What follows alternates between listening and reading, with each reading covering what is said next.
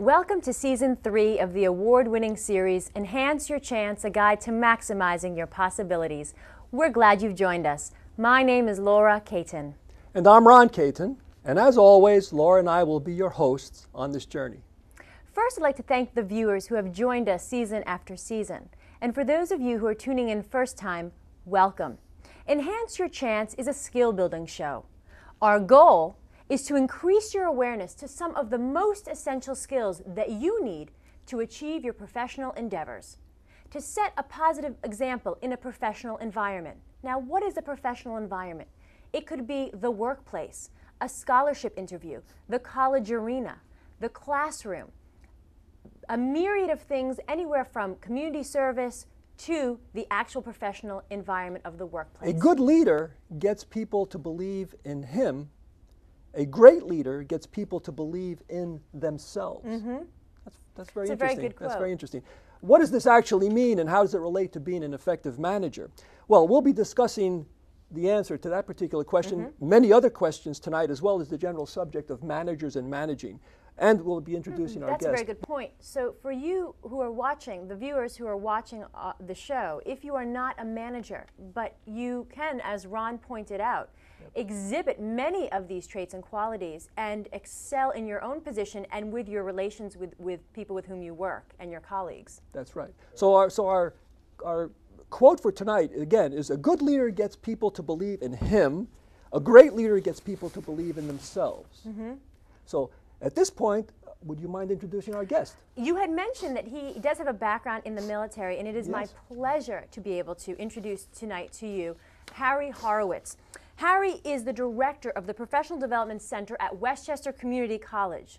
Mr. Horowitz has been involved in the field of training and development for over 11 years. He has worked in training for Mercury Interactive, SPL World Group, and Canon USA. As a captain in the Israeli Air Force, Mr. Horowitz served in the IAF Center for Technical English Studies and as an integration officer in the Material Directorate. He has a bachelor's degree from the University of Massachusetts and a master's in organizational psychology from Columbia University. It is my pleasure to have with us tonight Mr. Harry Horowitz. Harry, thank you for joining us. It's good to be here. Thanks. You're welcome, Harry. So, let's talk about what makes a good manager. Okay. And you brought up the very important quote about a good manager gets people to believe in him. A great manager gets people to believe in themselves. That's great. And I just want to know your take on that quote, Harry. What do you think of that quote? Do you think it's true? Have you had experience with that being true?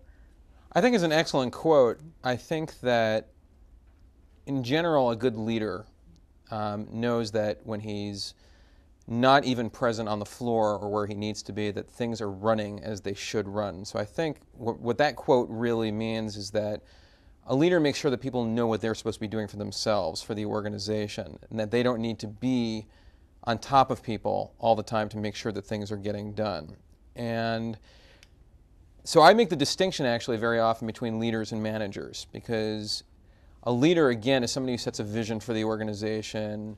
We tend to associate it with inspiration, things like that. The term manager tends to be more of a reactive word.